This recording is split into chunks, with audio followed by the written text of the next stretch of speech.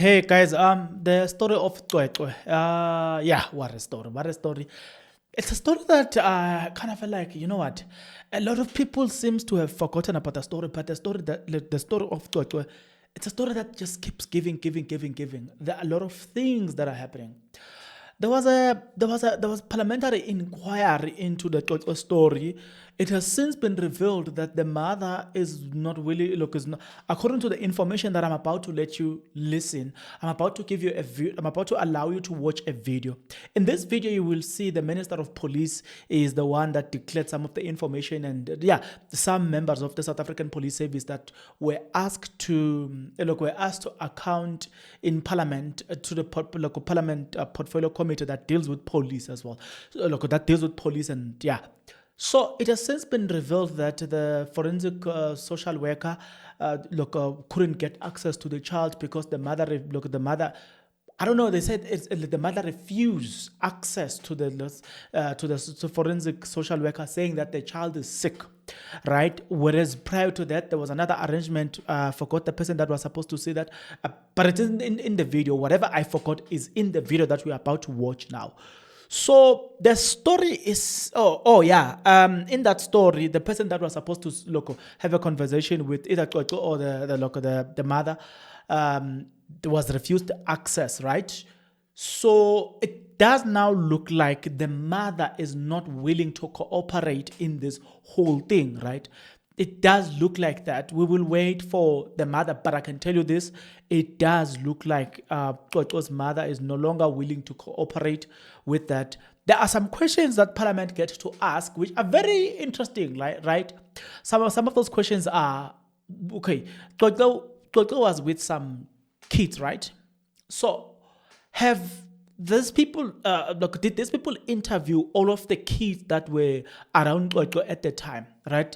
I'm also interested to hear the feedback right there, but it does look like, yeah, we are up for something here. It's a bit surprising to me that this have taken this turn. It's a bit surprising, right? But maybe one will say it's too early for us to maybe scream our lungs out. Probably there's gonna be I don't know. There's gonna be that. Uh, so I don't know. I wanna think that there's gonna be that point where the truth finally comes out. But when you listen to the minister as he speaks, addressing Parliament, they make it clear that this is gonna be one of the most complicated case that the South African Police Service have had to deal with. So my responsibility is to allow you to watch everything that the Parliament is saying. That's the reason you are here. What a twist! What a twist! What a twist! What a twist! I never anticipated. I never thought that one day we will sit here and talk about a big twist in this case, right? I'm just wondering now, what is the AfriForum saying in all of these things? How are they feeling about everything, right? I'm just wondering. But it's too early. Let's allow things to unfold. Let's see how things are unfolding. I want you to listen to the video, Parliament here. Medical and psychosocial support. The victim was examined by a doctor on duty who completed the sexual assault evidence collection kit and took the DNA swabs of the victim for further investigation. She then advised the family as a norm and protocols to go and report the matter at the police station. And this was because of inconclusive report and for further investigation. On the 17th of October, which is a day after this particular case that was open, the victim continued to complain about the discomfort. And as a result, the mother then decided to take her to a hospital where she was admitted, and she stayed in the hospital from the 17th of October and was discharged on the 24th. The investigation continued to all these matters that I have been referring to above, and the medical report of the hospital where the child was accommodated for that duration of the 17th to the 24th, it's still outstanding. Going further, Chair, on the 31st, the National Commissioner appointed the National Intervention Team that was led by the National Head of the FCS, or Component Head of the FCS, at the level of a Mayor General. To this date, approximately 30 statements have since been taken, mainly from the staff of the school in question, the medical personnel who examined the victim, the children who were with the victim, as well as the family members that were around the child on the day in question. All identified persons of interest have had their samples taken for forensic analysis and elimination purposes. Due to the challenges experienced with a disclosure, the arrangements were then made by the Major General who is leading the team with the Department of Health for both the victim and the mother to be taken in for evaluation and to be assisted with psychosocial intervention on the 7th of April. This was not undertaken, Chair, as the mother refused, and this has the potential of further delaying the finalization of the case. An additional appointment was then made for a forensic social worker to see the victim on the 9th of April 2025. The social worker could not get access to the victim as the mother indicated that the child is sick and will inform the forensic social worker when the victim is well. This to inform her will include to also make further arrangements on what was supposed to be undertaken on the 7th of April. The forensic social worker is awaiting the mother's feedback on the condition of the victim for further arrangements, and all measures have been explored to establish the facts. Therefore, no suspect has been at this stage identified, and the matter is still under investigation by the National Intervention Team. Getting closer home, Chairperson, on what transpired in the Eastern Cape when the case was reported, I will then give an overview of what the FCS unit in Matatiele did, who is responsible for the investigation of reported serious crimes against women and children in that area. The FCS unit ensured that psychosocial support was provided to both the victim and the mother by the South African Police Service employee health and wellness capabilities. The support was also provided by the SAPS Eastern Cape Provincial Office through corporate support, and the investigating officer was giving a regular progress to both the provincial or acting provincial commissioner as well as the family. The capacity as requested by the committee of the Matatiele FCS unit is at the level of a captain as a commander, and the staff members is at 62.5% of the granted allocation. The Public Service Act members, it's at 50% of the granted allocation, and all South African Police Service members attached to this unit have since attended Resolving of Crime Learning Program, which is the basic detective training for all investigators. They also attended the FCS Learning Program. Only 2 members of this unit have not attended the FCS Learning Program. This has been prioritized, and they will be nominated on the next available seat as determined by the training provisioning plan of the Division of Human Resource Development.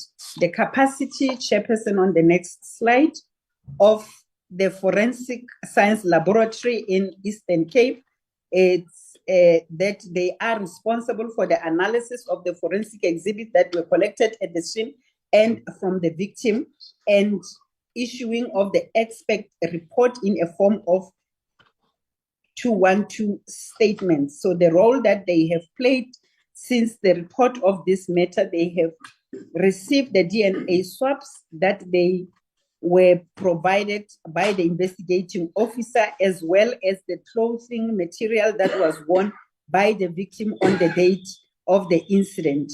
The FSL in the Eastern Cape further processed, and the results that were submitted, the results from the submitted exhibit, that is the sexual assault evidence collection kit, indicated that there was no foreign DNA found on the victim. This means that the only DNA that could be found or established from the victim was that of herself, and there was no any other person's DNA that was found. Similarly, the results of the clothing also showed that there are no foreign DNA found on the clothing of the victim.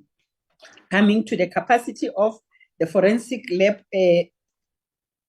science laboratory in the Eastern Cape, it has a fully functional laboratory and is supported by the Platted Cloth FSL in the Western Cape, as and when this is required. In the next slide, Chairperson, it will give an overview of what the South African Police Service is having in terms of the FCS units in the country. The responsibilities thereof, or the role of these units, is to investigate all reported cases of crimes against women and children, to ensure that witnesses are prepared for court, ensure prioritization and operationalization of the DNA leads, and investigation of identified serial rape cases, investigation of online child sexual exploitation cases, ensure a fully investigation of case dockets to secure conviction. Within this unit as well, there is forensic social work that assists the SAPS members in the investigation of child abuse cases.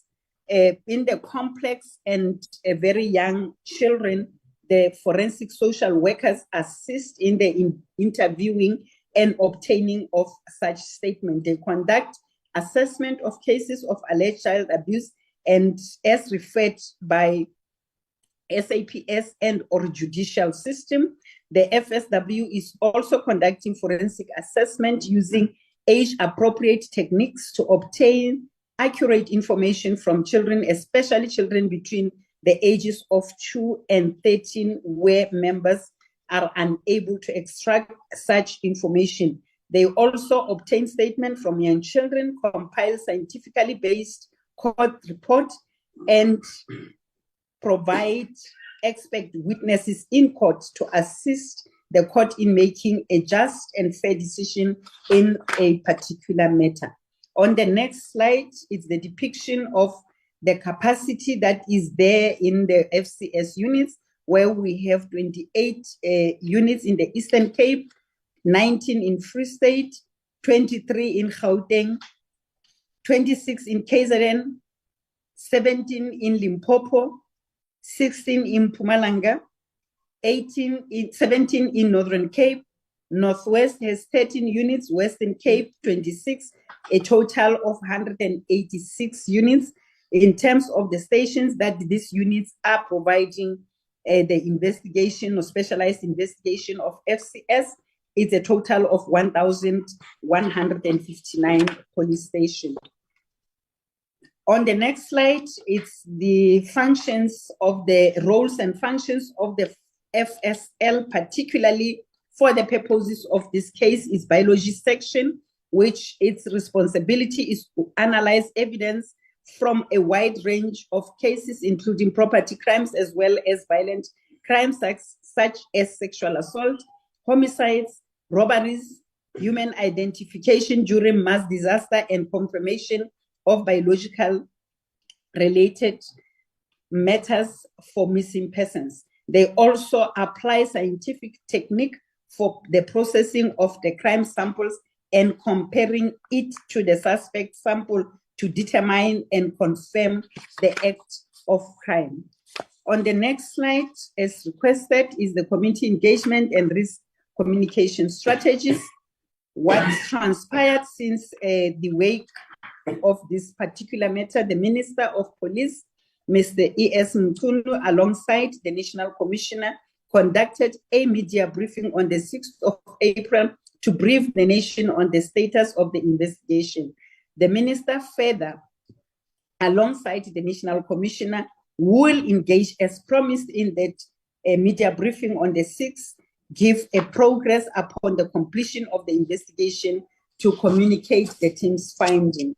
On the key operational and systematic challenges that were identified during the investigation of this matter, is that the investigation team has not yet been able to fully access the victim, as I have indicated earlier on the earlier slides, and the additional statement and psychosocial assistance, it's still outstanding due to the illness or the medical condition of the victim, which has delayed certain aspects of the investigation. I thank you, Chairperson. Very much, Chair. Let me thank General Musikidi for the presentation. Chair, I want to say just a few things. The first one is that from those dates when the parents felt that there was something wrong with the child, which was signaling some initial stages of the case up to when they opened the case a number of days later. The case started off with, I would say, very little or no information at all. So when they opened the case, unlike some of the cases that are easy to resolve, there were a number of difficulties, but one most important difficulty was that the child or the victim had made any statement, and that was the first element of the complexity of the case. Now, as time went on, there were two things that I think are noteworthy. The first one, when there was seemingly no progress in relation to an arrest, which would have been an expectation from everybody concerned, the public began to raise concerns, calling for action, and also organizing demonstrations. This was because a feeling grew that by then, somewhere beginning of the year, the case in relation to an arrest should have taken place, and so on, which was not the case. But it was not the case because, the second element that I want to talk about is that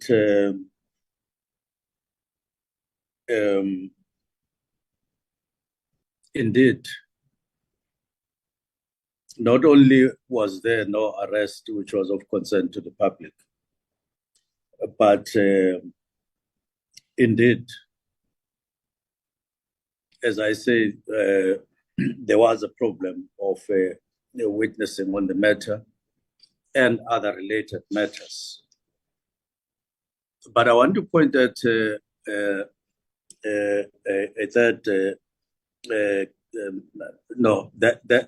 that fully, those comments that I've just made the case one of the complex cases that are being handled by subs.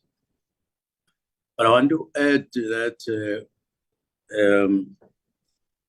indeed, as the case as it became clearer and clearer that it was a complex matter,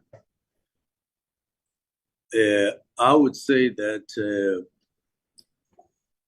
we could have, if we realized earlier,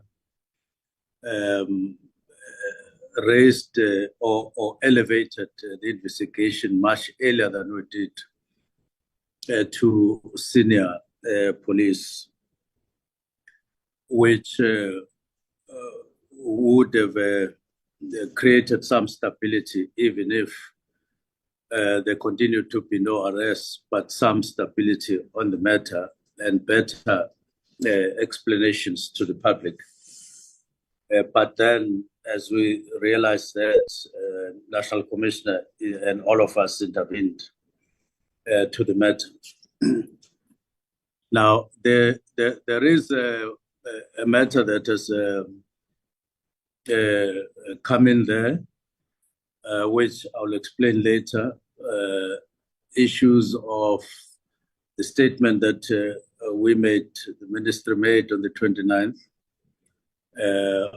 of March, which then probably or almost diverted all of us in terms of social media and all of that. People making or reacting to what came to be spoken about this statement on the 29th. And I'm saying I'll deal with that later. But with that, with those matters having been explained, I do want to say that as investigations continue, there's also difficulty. There's still that difficulty of the family, the child who, if she were to speak, would bring faster progress on the matter than it is the case. But police are busy. They're still investigating using other elements that they can to unravel the case. Thank you. This is Honorable Babalwa Matulelwa, deployed by the EFF in Parliament. Number one, Chairperson, out of the 30 that the Commissioner was saying they've taken statements on, I want her to give us clear details on how many from the school and who are those. For instance, is it cleaners or general workers, principal, or who are those people? Detail so. Why the 2 kids that were with Cwecwe are not interviewed until to date? Number 2, what is the procedure on requesting the mother? That was there. Was there any written formal request, or is it general? How do you communicate with the mother on this case? For instance, where we were told that the mother denied, and what was the kind of communication? Was a call, or was there any formal communication? Number 3, for forensic social worker, how did she arranged the appointment? Also, I want the detail on the communication side. Number 4, when was the last time the forensic social worker checked the status of the child after the parents said the child was sick?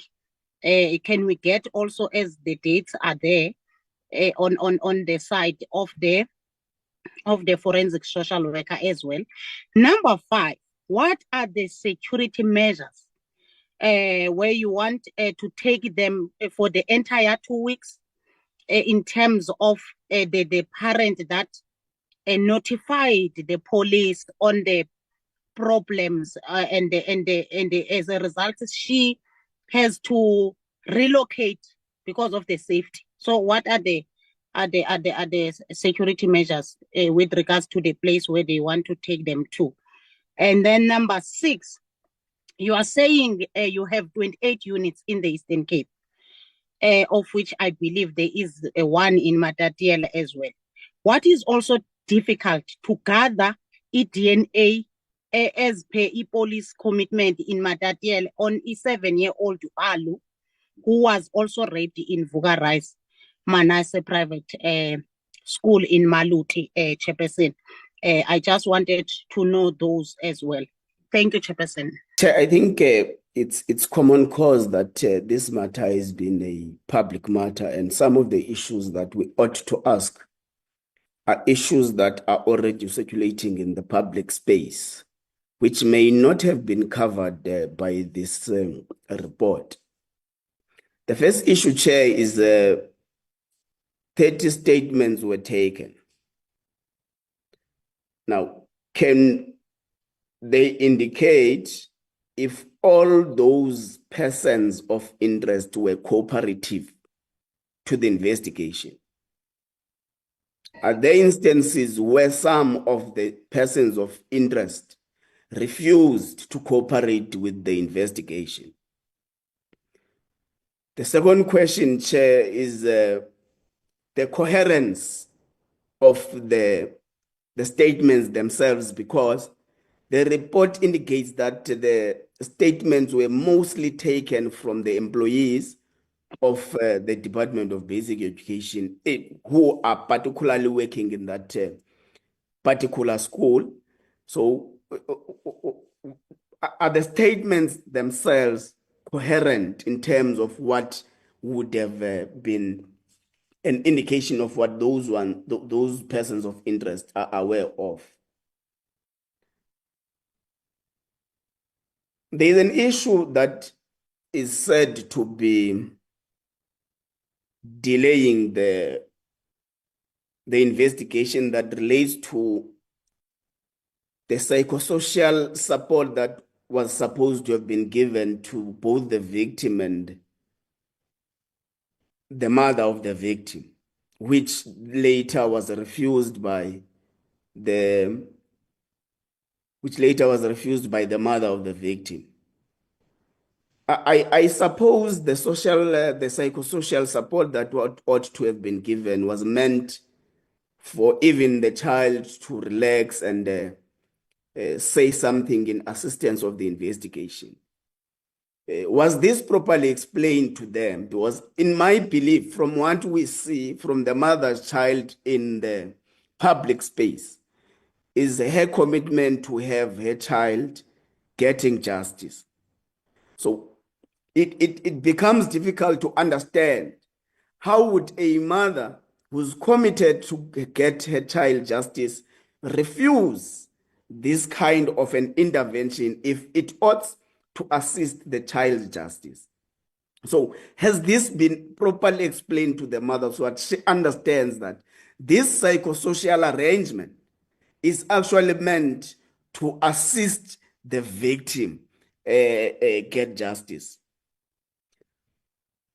The statement speaks about, indicates something that was noticed by the parents later last year, 2024. But the National Commissioner gets to send a high-ranking team of detectives to attend to the matter in March 2025. So I want to understand, so that we understand the passage of time. I want to understand when officially was the case opened. Because if you check the passage of time between last year and the time that when investigations ought to have been started in March 2025, that passage of time itself may have destroyed the critical evidence. So when was the case officially opened? The Eastern Cape Forensic Laboratory examines issues, brings a report that says there is no foreign DNA that has been found in the victim and in the clothes of the victim. But in the initial stages of the report, we say there is a private doctor who actually completed a sexual assault evidence. So there is a bit of a confusion now if you have got a properly trained medical practitioner who completes a sexual assault evidence, and later we find nothing. What has happened? What was the purpose of the completion of that sexual assault evidence? Lastly, Chair, I want you, Minister, to confirm not only to us as members of Parliament, and confirm also to members of the public, if are we really getting a direction currently, without giving the specifics and the nitty-gritties of the investigation? Are we getting a proper direction towards ensuring arrest in relation to this matter? Thank you very much, Chair. Okay, so having listened to the video, what do you make? What's your conclusion?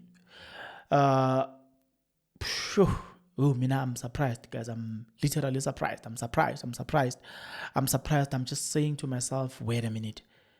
What's going on around this case? It seems like there's that thing, man. You know, it makes you feel like there's that thing that I don't know about the case. There's that, you know what I'm saying? I told you guys that, Mina, when I follow something, when I follow a story, even in my days when I was still doing football in my older channel, I would be doing football anyway. I will start somewhere towards the end of May. I would be doing football there and there, and you know what I'm saying? But even in my days in football, when I follow a story, I just don't leave the story like that. I will follow up on that story until. I'm not a guy who just, you know what I'm saying, flow with the wind, and then when the wind is over, and then that's why I would love to see people who were fighting for local justice for Cwecwe to come back and still, you know what I'm saying, you show me that enthusiasm. Because if you guys just justice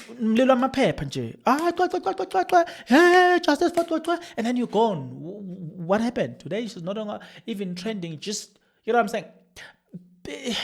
That's the problem. That's the problem that we face in this country. It's easy. I can figure. It's easy for these authorities to figure you guys out. They know. If you are complaining about something, especially things like this, that thing is only going to trend for 7 days. It exceeded my expectations. It went on to about 2 weeks, if not 3 weeks, and then it died. Till today, nobody's talking about Cwecwe anymore. You will scroll on Twitter without even coming across a single video about Cwecwe. Why? Because people have moved on, right? So then you ask yourself, where people were they really fighting for justice, or it was just emotions of the time? We have seen people during the protest, people who even went naked in the they were giving their sacrifice, of which I don't agree with. Me protesting naked, like, honestly speaking, I don't agree with that. But we've seen it here. Where is that energy? Where has it gone to? What happened? Why it has suddenly disappeared? You know what I'm saying? What happened to that energy? The energy, the enthusiasm, this thing, justice now, end it. What happened to all of those things? What happened? Guys, if we continue this way, these people will easily figure you out. They will always play you because they know. It's not like America. In America, when a story starts trending, okay, let me give an example. Oh, you're seeing it now. You're seeing niggas and this example. Okay, wait a minute with this example. I'm coming back.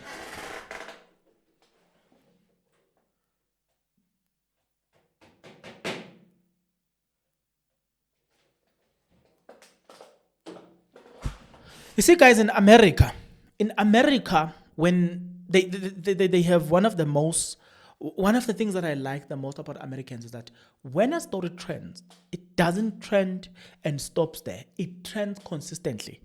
There's that consistency in terms of a story that will break out in America. Look at the P. Diddy story. Look at how long it went on. Here it died earlier. In America, we started seeing the story of P. Diddy. Before it started trending here, I've been watching the content that side. It's been trending for a while. When it started trending in South Africa, it died. In America, it continued. So I'm saying here we've got that problem. The only time where we somehow I will feel like, okay, this one, we cannot do justice to it. I don't know, maybe a story has got to go to court. Like a story it must go to court, and then when we see the story on television, that's when we are encouraged. I don't know, something like that, but it's not going to help in terms of in pursuit of justice. Because if the intentions of protesting, it is to find justice, you understand, that it is to put pressure on the authorities, right? So the authorities have got the data. They see that, okay, you only do it for 7 days. You are only going to put pressure for 7 days. Latest 14 days, right? Then you die down. Why must they give you what you want? I'm saying this as a sense of awareness that whatever shall happen now from now onward, just know this. If you intend to put pressure on authorities, you don't do it within 7 to 14 days and then you die down. You must try to be consistent in that. Organize. We must we must organize ourselves in such a manner that while they expect us to die, while they expect that thing to die as quick as possible, we just keep going and going and going and going and going and going and going. We will eventually get justice. The only time where I see people doing that is the Senzo Meyiwa trial. Now, Connor, you can tell that it only trends when it is live on television. But if it's not on television, then it doesn't trend. The Jocelyn Smith case, the AKA story. When last did you see that the local AKA story trending? No. Wait until it comes back on television. That's when people start, you know what I'm saying? But, if you're looking at things like that, if the cases were to trend, even if they are not live on television, it will also tell the people in local authorities that, hey, people, you know what I'm saying? It's a reminder that, you can't sleep on duty. Do you see what I'm trying to say? That's something that little type of Baxter, you understand? It doesn't trend unless it is on television. When people see it, then they react, then it starts trending again. So, in other words, there is this thing that is bad about us, and we need to acknowledge that our lifespan, even our interest, man, it's like TikTok thing. It's 2 minutes done.